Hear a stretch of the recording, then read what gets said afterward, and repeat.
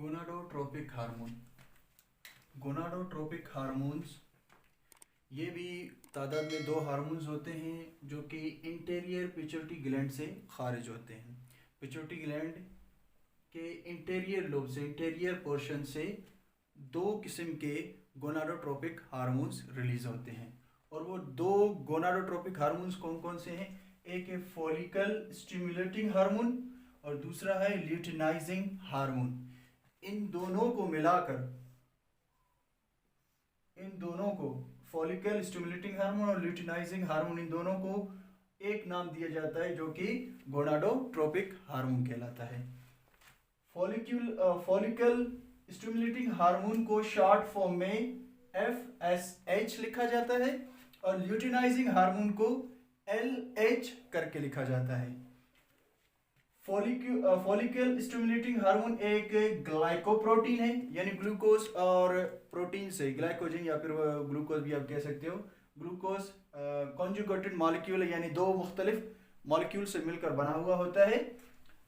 Glycoprotein यानी glycogen या फिर ग्लूकोज और प्रोटीन से मिलकर बना होता है फॉलिकल स्टिमुलेटिंग हार्मोन। और इसी तरीके से सेम लाइक ल्यूटिनाइजिंग हार्मोन भी एक ग्लाइकोप्रोटीन होता है, ग्लूकोज या फिर ग्लाइकोजन और प्रोटीन से मिलकर बना होता है, एक कॉन्जुगेटेड मॉलिक्यूल होता है। और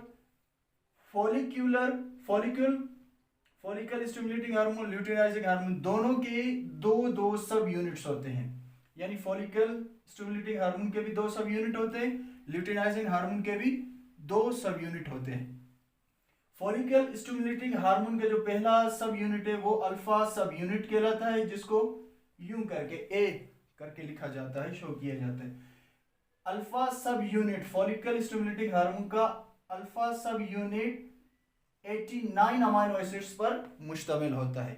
और इसका बीटा सब यूनिट जो है, जो कि B से शो किया जाता है, बीटा सब यूनिट फॉलिकल स्टिमुलेटिंग हार्मोन जो है, फॉलिकल स्टिमुलेटिंग हार्मोन का जो बीटा सब यूनिट है वो 112 अमीनो एसिड्स पर मुश्तमिल होता है। ऑन द अदर हैंड, दूसरी तरफ ल्यूटिनाइजिंग हार्मोन के भी 2 सब यूनिट होते हैं और यही सब यूनिट होते हैं अल्फा सब यूनिट और बीटा सब यूनिट। ल्यूटिनाइजिंग हार्मोन का अल्फा सब यूनिट भी 89 अमीनो एसिड से मिलकर बना होता है, लेकिन बीटा सब यूनिट जो है ल्यूटिनाइजिंग हार्मोन का बीटा सब यूनिट ये बना हुआ होता है 115 अमीनो एसिड से। और अगर ये दोनों हार्मोन्स मौजूद ना हो या इनकी गैर मौजूदगी में क्या होता है?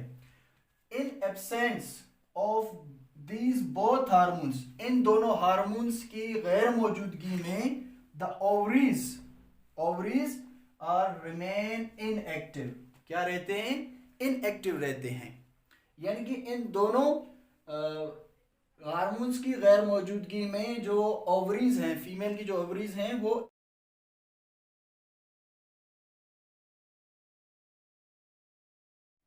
फॉलिकल स्टिमुलेटिंग हार्मोन और ल्यूटिनाइजिंग हार्मोन की अगर हम फंक्शन की बात करें, इनके काम के मुतालिक बात करें, फंक्शंस के मुतालिक बात करें, तो ये क्या करता है?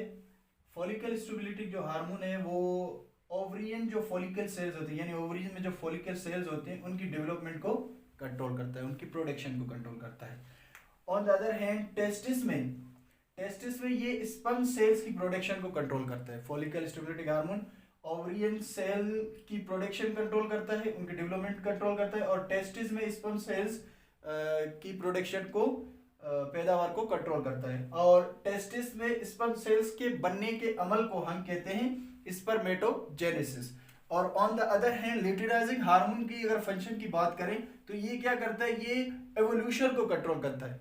एवोल्यूशन कहते हैं ओवरीज में मैच्योर सेल्स की रिलीजिंग को, यानी कि एवोल्यूशन एक ऐसा अमल होता है जिसमें ओवरीज में जो मैच्योर एग्स होते हैं, जब मैच्योर एग्स रिलीज हो जाते हैं ओवरीज में, तो इस अमल को हम एवोल्यूशन कहते हैं। और ये जो अमल है एवोल्यूशन, ये कंट्रोल होता है ल्यूटिनाइजिंग हार्मोन के जरिए, यानी इस अमल को कंट्रोल करने वाला ल्यूटिनाइजिंग हार्मोन होता है। और साथ साथ एवोल्यूशन के साथ साथ ये कार्पस ल्यूटम की फॉर्मेशन को भी कंट्रोल करता है। और कार्पस ल्यूटम क्या होते हैं? ये मासेस होते हैं, मास और सेल्स होते हैं जो कि ओवरीज में बनते हैं, यानी ओवरीज के अंदर कुछ सेल्स होते हैं जो बनते हैं, उनको हम कॉर्पस ल्यूटेम कहते हैं। और इनकी प्रोडक्शन, इनकी फॉर्मेशन भी कंट्रोल कौन करता है? ल्यूटिनाइजिंग हार्मोन करता है। और साथ साथ ल्यूटिनाइजिंग हार्मोन इस फंक्शन के अलावा ये एस्ट्रोजन और प्रोजेस्टेरोन हार्मोन की भी प्रोडक्शन को कंट्रोल करता है।